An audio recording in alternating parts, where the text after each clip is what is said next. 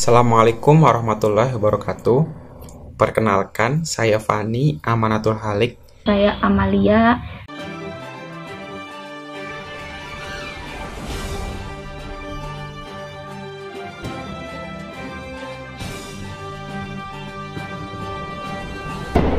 Di sini saya berbicara dan membuat video ini dalam kaitannya untuk menyelesaikan tugas akhir saya pada mata kuliah Sistem Informasi Manajemen yang diampu oleh Bapak Muhammad Khotib Arifai SEMM.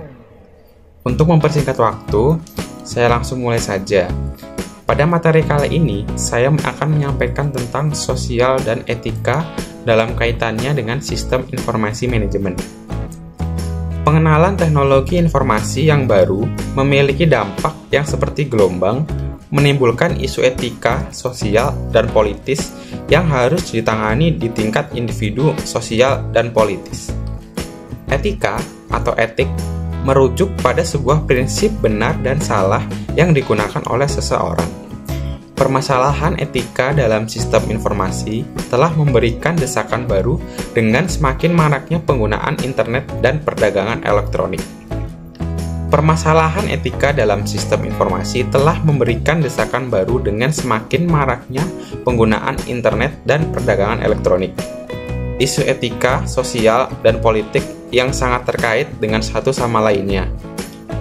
Isu etika, sosial, dan politik utama yang muncul oleh adanya sistem informasi yang mencakup dimensi moral antara lain sebagai berikut. 1. Hak dan kewajiban informasi. Lalu yang kedua, ada kepemilikan hak dan kewajiban. Lalu yang ketiga, ada akuntabilitas dan pengendalian. Yang keempat, kualitas sistem. Dan yang terakhir adalah kualitas hidup. Lalu ada 4 tren teknologi utama yang bertanggung jawab atas tekanan-tekanan etika ini, yaitu pertama, kecepatan komputasi berlipat 2 kali setiap 18 bulan. Kedua, ada biaya penyimpanan data yang menurun dengan cepat. Lalu ketiga, ada kemajuan analisis data. Dan yang keempat, kemajuan jaringan dan internet. Kemajuan dalam penyimpanan data telah menyebabkan kejahatan rutin atas privasi individu menjadi lebih murah dan efektif. Penggunaan komputer untuk menggabungkan data dari sumber yang banyak ini dan menghasilkan dokumen elektronik berisi informasi perorangan tertentu yang disebut dengan profiling. Sebuah teknologi analisis data baru yang disebut Non-Obvious Relationship Awareness atau disingkat NORA telah memberikan lebih banyak kapasitas profiling bagi sektor swasta dan pemerintah. NORA dapat mengambil informasi tentang seseorang dari berbagai sumber yang terpisah seperti aplikasi karyawan, catatan telepon, daftar pelanggan, dan daftar orang-orang yang dicari. Etika dalam masyarakat informasi kurang lebih ada 4. Yang pertama, tanggung jawab. Yang kedua, dipertanggungjawabkan. Yang ketiga, pertanggungan jawab. Yang keempat, proses hak. Analisis etika dari sistem informasi dan pengelolaannya dapat dibagi menjadi 3. Yang pertama, teknologi informasi disaring melalui institusi sosial, organisasi, dan individu. Sistem tidak mempunyai dampaknya sendiri. Lalu yang kedua, tanggung jawab sebagai konsekuensi dari teknologi jatuh secara jelas kepada manajer dari suatu institusi, organisasi, dan individu yang memilih penggunaan teknologi. Dalam masyarakat, etika politik, maka individu dan lainnya dapat memperbaiki kembali kerusakan yang dilakukan mereka melalui serangkaian hukum yang dicirikan oleh proses. Dalam kaitannya dengan analisis etika, kita dapat melakukan 5 poin berikut. Yang pertama, identifikasikan dan jelaskan secara jelas fakta yang ada. Kedua, tentukan konflik atau dilema dan tentukan nilai yang lebih tinggi. Yang ketiga, identifikasi seseorang atau organisasi terkait dalam kurung stakeholder. Identifikasi pilihan yang patut untuk Anda ambil. Lalu yang terakhir adalah identifikasi konsekuensi potensial dari pilihan Anda. Berikutnya, kaitannya dengan prinsip etika kandidat. Yang pertama, perlakuan orang lain seperti apa yang Anda harapkan dari orang lain, atau yang biasa disebut dengan golden rule. Yang kedua, jika sebuah tindakan tidak baik untuk dilakukan oleh semua orang, tindakan itu tidak baik juga untuk dilakukan oleh siapapun. Yang ketiga, jika sebuah tindakan tidak dapat dilakukan berulang-ulang, tindakan ini tidak tepat diambil. Keempat, ambil tindakan yang dapat mencapai sebuah nilai yang lebih besar atau luhur. Yang kelima, ambil sebuah tindakan yang menghasilkan potensi bahaya atau biaya yang paling sedikit. Lalu yang keenam, asumsikan bahwa sebenarnya semua objek nyata dan tidak nyata dimiliki oleh seseorang kecuali jika ada pernyataan khusus yang lain. Lalu berikutnya kita akan membahas tentang tanggung jawab atau responsibility. Tanggung jawab adalah sebuah elemen penting dari tindakan etika.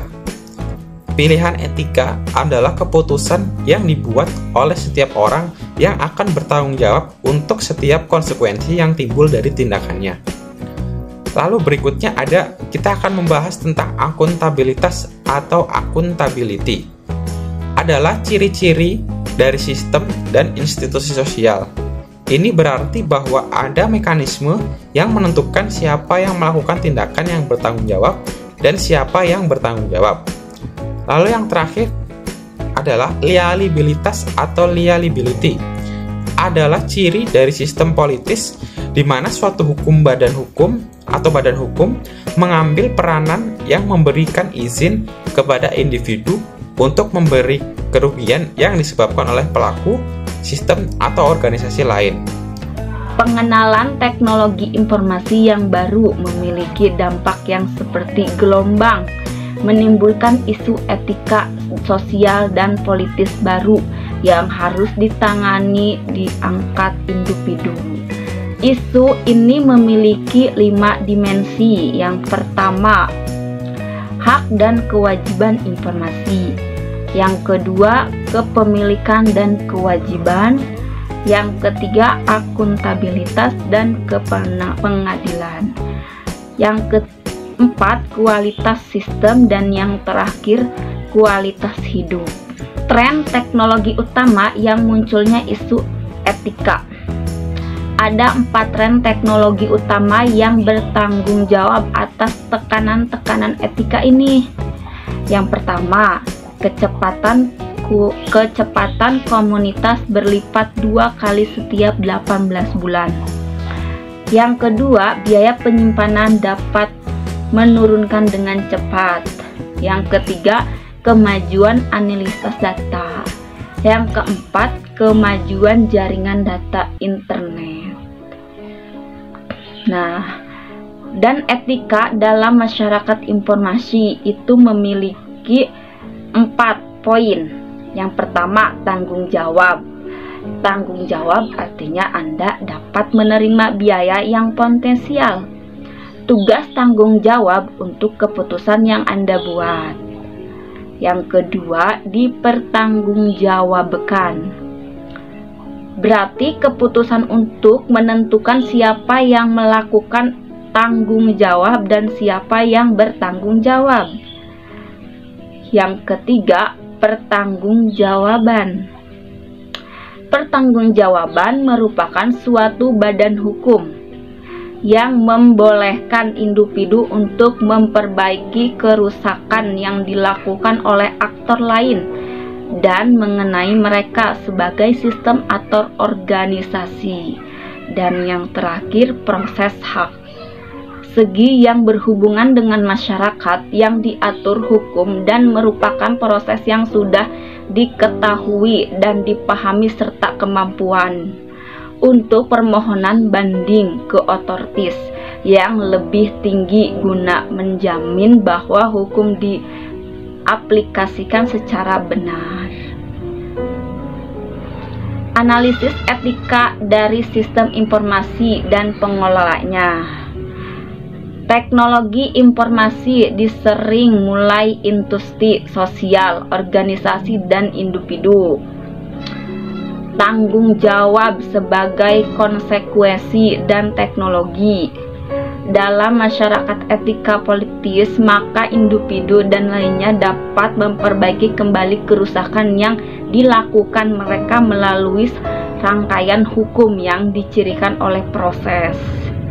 Nah, untuk analisis etika, apabila dikonfirmasikan kepada situs yang akan mempresentasikan IIS etika, bagaimana menganalisisnya? Terdapat 5 langkah proses yang dapat mendukung. Yang pertama, identifikasikan dan jelaskan secara jelas fakta. Yang kedua, tentukan konflik atau dilema dan tentukan nilai yang lebih tinggi. Yang ketiga, identifikasi yang seseorang atau organisasi terkait. Yang keempat, identifikasi pilihan yang patut untuk Anda ambil. Dan yang terakhir, identifikasi konsekuensi potensial dari pilihan Anda. Prinsip etika yang disarankan. Bagi analisis Anda selesaikan prinsip etika atau aturan yang Anda seharusnya gunakan untuk pengambilan keputusan. Nilai lebih seperti apa yang seharusnya diinformasikan untuk pertimbangan Anda.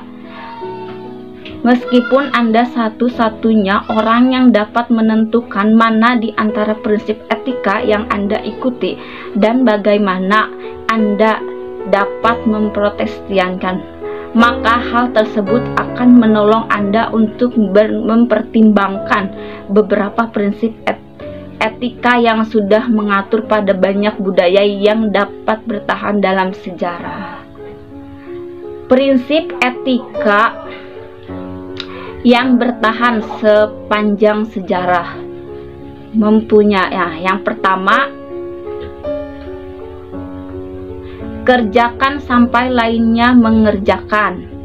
Yang kedua, apabila suatu tindakan tidak benar untuk siapapun. Yang ketiga, apabila tindakan tidak dapat dikerjakan berulang kali. Yang keempat, ambil tindakan yang mencapai nilai tinggi atau besar. Yang keempat, ambil tindakan yang menghasilkan suatu yang kerugiannya. Yang kelima, perkiraan bahwa sebetulnya semua objek yang tidak dapat dihitung. Prinsip etika kandidat itu mempunyai 6 poin. Yang pertama, perlakuan orang lain seperti apa yang Anda harapkan dari orang lain. Yang kedua, jika sebuah tindakan tidak baik untuk dilakukan oleh semua orang, tindakan itu tidak baik untuk dilakukan oleh siapapun juga. Yang ketiga, jika sebuah tindakan tidak dapat dilakukan berulang-ulang, tindakan itu tidak tepat diambil. Yang keempat, ambil tindakan yang dapat mencapai sebuah nilai yang lebih besar atau luhur. Dan yang kelima, ambil sebuah tindakan yang menghasilkan potensi bahaya atau biaya yang paling sedikit.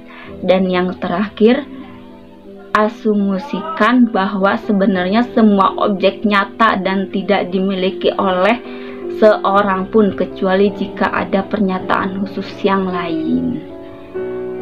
Nah, konsep dasarnya itu ada tanggung jawab, akuntabilitas, dan liabilitas.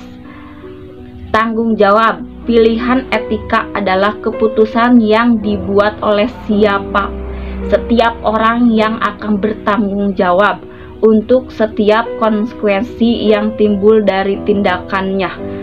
Tanggung jawab adalah sebuah elemen penting dari tindakan etika. Akuntabilitas adalah ciri-ciri dari sistem dan institusi sosial.